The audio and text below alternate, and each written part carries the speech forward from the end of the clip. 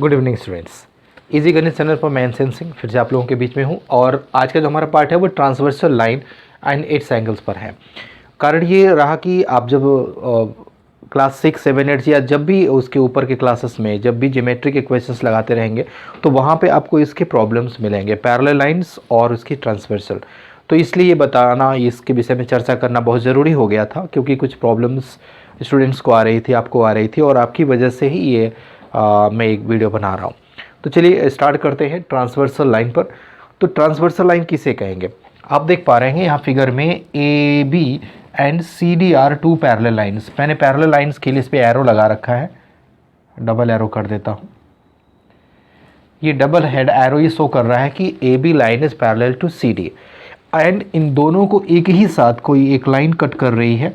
Suppose that line P Q R intersecting both lines A B and C D. तो इस P Q line को ही transversal line कहते हैं। फिर से सुन लीजिए कि इन्हीं दो पैरेलल लाइंस को इंटरसेक्ट करने वाली थर्ड लाइन, कोई भी तीसरी लाइन जो दोनों पैरेलल लाइन को इंटरसेक्ट कर रही हो, उसी को ट्रांसवर्सल लाइन कहते हैं। अब यहाँ पे ट्रांसवर्सल की वजह से कई तरह के एंगल बनते हैं। तो सबसे पहले एक एंगल जो बहुत कॉमन है वो मैं बाई ग्राफ, वो जैसे ये बना इससे मैं इसे दिखा रहा हूँ। इमेजिन करिए कि ये पी क्यू जा रहा है और ये ए बी जा रहा है, ये ए बी और ये पी क्यू, ये दोनों एक दूसरे को किसी पॉइंट पर कट करते हैं। सपोज दैट इसका नाम यम है। तो यम पे आप देख पा रहे हैं कि यम के ऊपर और यम के नीचे इस एंगल्स को बोलते हैं vertically opposite angle. Vertically opposite angle.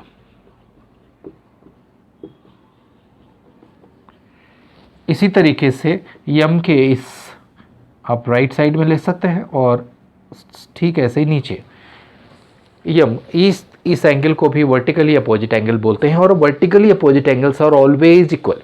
तो जब भी दो लाइन इंटरसेक्ट करें तो उस वर्टेक्स, उस कॉमन पॉइंट के ऊपर नीचे दाहिने बाएं जो भी एंगल्स बनता है उनको वर्टिकली अपोजिट एंगल कहेंगे और वर्टिकली अपोजिट एंगल्स और ऑलवेज इक्वल, ये हमेशा इक्वल होता है। अगर यहाँ पे 60 डिग्री का एंगल बना है तो यहाँ पर भी 60 डिग्री का एंगल बनेगा।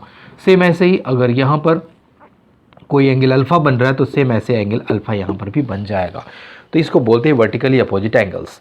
तो अब हमारा मेन पार्ट जो आगे के एंगल को एक्सप्लेन करना है, ये बताना इसलिए ज़रूरी था कि यहाँ पर भी वर्टिकली अपोजिट एंगल बन रहा था।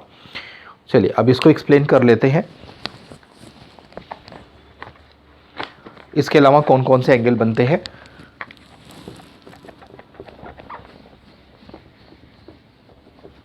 एक ट्रांसवर्सल की वजह से जो पहला एंगल बनता है उसको बोलते हैं अल्टरनेट एंगल। Alternate angle.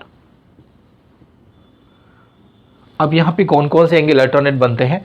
तो हमने मान लिया कि ये पॉइंट यम है और यहां पे ये पॉइंट यन है।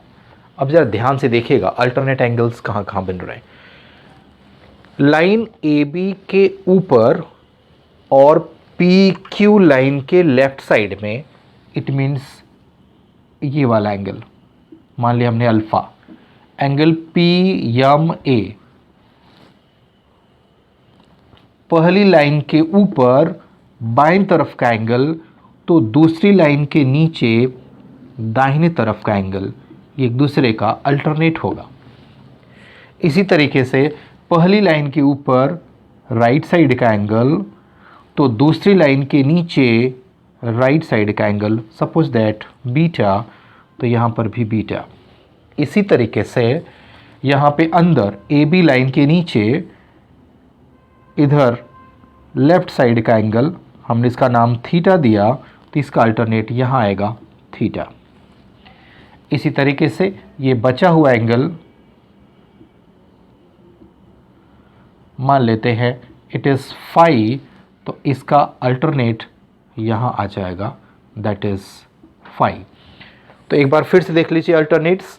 अल्फ़ा पहली लाइन के ऊपर लेफ्ट साइड का एंगल, दूसरी लाइन के नीचे राइट साइड का एंगल।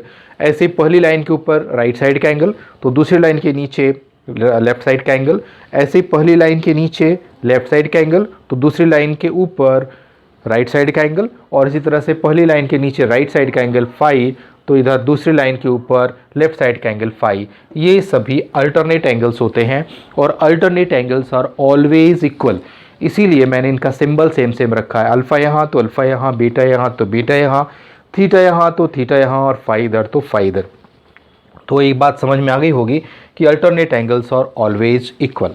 चलिए दूसरे एंगल पर हम लोग चर्चा करने जा रहे हैं, जिसको बोलते हैं करस्पॉन्डिंग एंगल्स। करस्पॉन्डिंग एंगल का भी डिस्कशन हम लोग कर लेते हैं। Second angles, these are corresponding angle. Corresponding angles, corresponding angles हूबहू एक तरह के एंगल होते हैं, एक जैसे एंगल होते हैं। अब ग्राफ को मिटाएंगे तभी क्लियर हो पाएगा। यहाँ पे इसको हम मिटा देते हैं,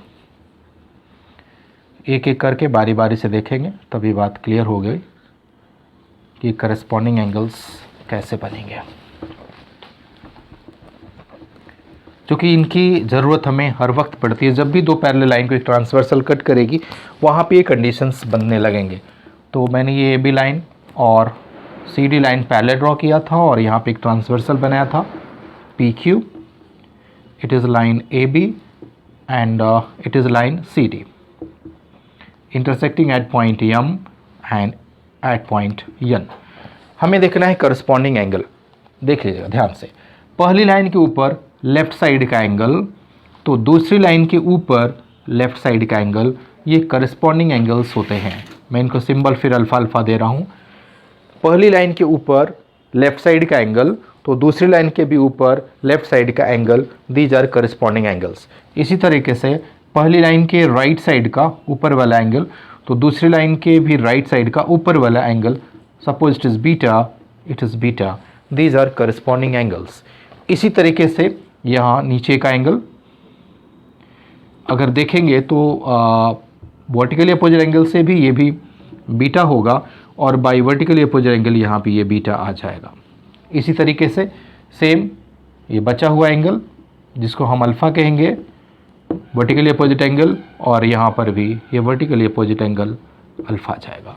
तो इस तरीके से इसको बोलते हैं करस्पॉन्डिंग एंगल्स। तो करस्पॉन्डिंग एंगल्स और ऑलवेज इक्वल। फिर से देख लीजिए, पहली लाइन के ऊपर लेफ्ट साइड का एंगल तो दूसरी लाइन के भी ऊपर लेफ्ट साइड का एंगल करस्पॉन्डिंग एंगल्स होंगे। इसी तरीके से पहली लाइन के ऊपर राइट साइड का एंगल तो दूसरी लाइन के ऊपर भी राइट साइड का एंगल करस्पॉन्डिंग एंगल्स होगा। पहली लाइन के नीचे लेफ्ट साइड का एंगल तो दूसरी लाइन के भी नीचे लेफ्ट साइड का एंगल, और पहली लाइन के नीचे राइट साइड का एंगल तो दूसरी लाइन के नीचे राइट साइड का angle. These are corresponding angles and corresponding angles are always equal. Therefore ये अल्फ़ा इस अल्फ़ा के बराबर है, ये बीटा बीटा के इक्वल है, यहाँ बीटा इस बीटा के इक्वल है, और ये अल्फ़ा इस अल्फ़ा के इक्वल है। चलिए जो तीसरा और काफ़ी इंपॉर्टेंट पार्ट बच रहा है एंगल का, उसको बोलते हैं को इंटीरियर एंगल्स। को इंटीरियर एंगल तीसरा पार्ट है इसका, को इंटीरियर एंगल्स। और इसके केस में को इंटीरियर एंगल्स और ऑलवेज सप्लीमेंट्री। सप्लीमेंट्री का क्या मतलब है यह भी मैं समझा देता हूँ। सप्लीमेंट्री का मतलब क्या है, यहाँ को इंटीरियर समझना जरूरी है, क्योंकि को इंटीरियर एंगल्स ओनली संख्या में 4 ही होंगे। तो वो कौन कौन से होंगे ये बताना भी ज़रूरी है, इसलिए ग्राफ चूँकि बनाने में काफ़ी कॉम्प्लिकेटेड हो जा रहा है इसलिए समझाना मुश्किल हो जाएगा। फिर से ग्राफ ड्रॉ करके मैं बता देता हूँ। ये हमारा transversal PQ intersecting at M and at N, it is PQ, it is CD and now it is AB। को इंटीरियर, इसका नाम ही है को इंटीरियर। को इंटीरियर का मतलब है कि एक साइड में अंदर वाले एंगल। तो हमने लिया MN, ये PMNQ लाइन, इसके एक साइड वाले अंदर वाले एंगल, तो एक एंगल यहाँ बन रहा है और दूसरा एंगल N पर बन रहा है। ये दोनों एंगल एक ही साइड के हैं, या यूं कहें कि PMNQ के लेफ्ट साइड और इंटीरियर एंगल है, इसलिए इसका नाम है को इंटीरियर एंगल्स। मतलब अगर हम इसको अल्फ़ा और इसको बीटा नाम दें तो दिस शुड बी सप्लीमेंट्री, मतलब their sum is of 180 degree. Alpha plus beta is equal to 180 degree. इसी तरीके से एक सप्लीमेंट्री इधर भी बन रहा है, M और N के राइट साइड में। हम यहाँ पे देख ले, ये angle suppose that it is theta और यहाँ पे एंगल इट इज़ फाई, तो it should be also supplementary. तो यहाँ बना theta plus phi equal to 180 degree. तो एक बार मैं फिर से रिपीट कर दूं कि in case of transversals, if two parallel lines are intersected by a transversal, there should be of three conditions. First is alternate angles are always equal, second is corresponding angles are always equal, and third is co-interior angles should be of supplementary, मतलब there should be of 180 degree. तो अगर इस conditions को आप follow करते रहेंगे तो parallel line से रिलेटेड क्वेश्चन चाहे वो किसी भी स्टैंडर्ड से हो, आप उसको ईजिली सॉल्व कर पाएंगे। तो वीडियो कैसा लगा कमेंट करिएगा और चैनल को ज़्यादा से ज़्यादा लोगों को भेजकर सब्सक्राइब कराइए, क्योंकि आने वाले समय में मैं लगातार ऐसे वीडियोज़ बनाता रहूँगा, चाहे वो किसी भी क्लास से रिलेटेड हों। Thank you so much.